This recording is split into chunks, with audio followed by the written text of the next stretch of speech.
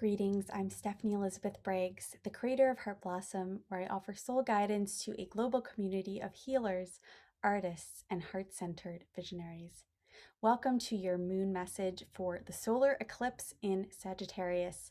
That is exact on December 14th, 2020 at 11:17 a.m. Eastern Time here in the US. With this eclipse, which is the final eclipse of the current eclipse season, this is a shorter one than we've been having over the last few years. We have the sun and the moon, of course, conjunct in Sagittarius at 23 degrees. Like any new moon, although this is an eclipse, it just means it's a more significant new moon point in our journey. In addition to the sun and the moon there, of course, we also have the south node nearby in Sagittarius. The involvement of the nodes is one indication of this being eclipse season. And then opposite the south node, of course, is the north node in Gemini. In addition, we have a trine from the eclipse point and all of those planets that are clustered there in Sagittarius. There is a trine to Mars in Aries. And also a square to Neptune in Pisces. And also to Vesta in Virgo, which is opposite Neptune. So in other words, we have a grand cross pattern here in the mutable signs. So this is absolutely an important point, a crossroads, a junction on the journey. And it has to do with our worldview and remembering and reclaiming who we are, the whole of who we are. And when I speak of that, I'm particularly speaking of your magical, multidimensional self, the part of you that exists beyond your current human incarnation, that exists beyond the earth material level that we operate in, most of us, currently as our consensus reality. So with the South Node involvement, that's an indication that there is an element of our past that's at play here. And there are patterns here that are ready to shift in terms of especially our beliefs and our worldview, what we understand about existence at a basic foundational level.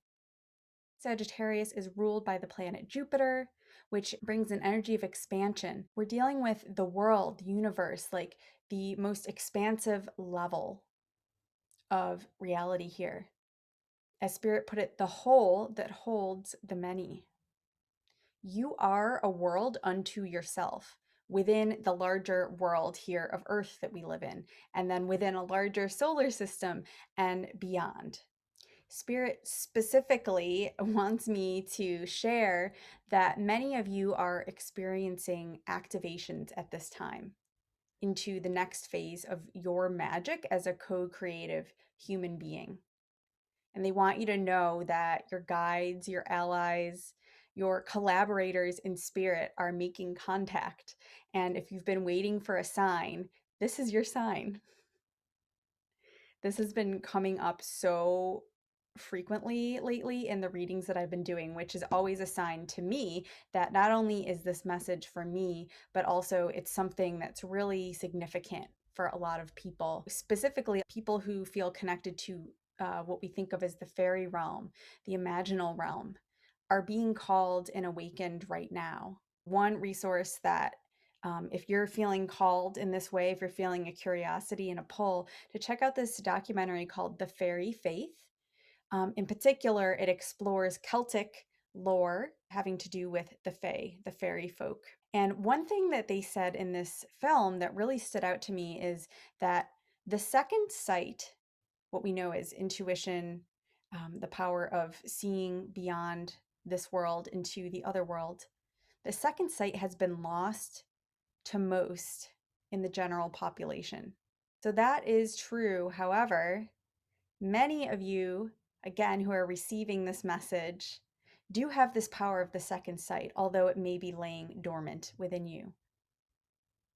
So right now there's an invitation, and Spirit is asking, are you listening?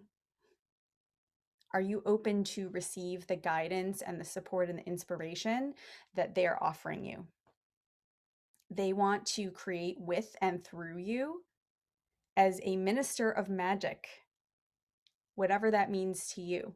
thinking of this eclipse pattern, and in particular, the mutable cross here with Vesta, Vesta being the keeper of the sacred flame, a minister, someone who is a connection between heaven and earth.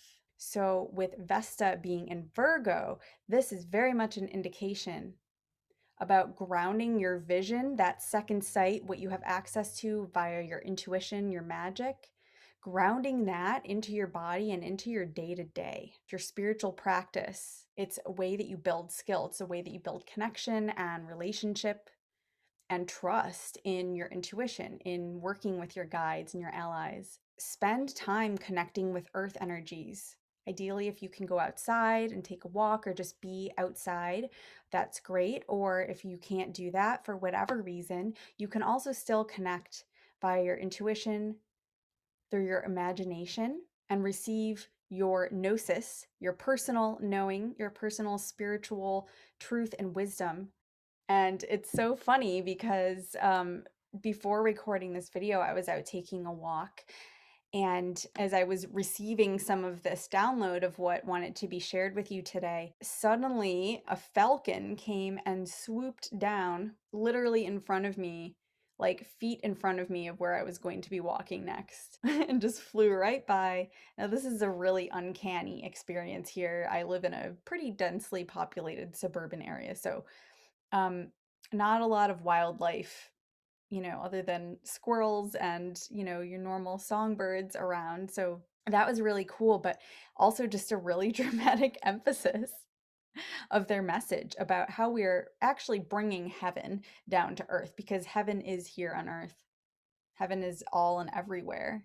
So right now with this Mars trine to the eclipse, there's a lot of energy that's available. It's like an open channel. There's voltage here. The invitation is to channel that energy from your expansive self, from your lineage of yourself as a soul, as a being that's more than human, to channel that from this expansive layer down to local space where you are right now, in this moment, in this time, in this place. And that is an act of ministry if you choose to go after that, especially if you then go on to share it with others in an exchange, in a dialogue, share it in community, whether that's local, physical, tangible, or virtual community. So the message here in the invitation is to expand your notion of what your purpose may be, how you might serve, what your gifts are, and focus on being yourself and giving voice and expression to what you believe in, what you know, what you care about.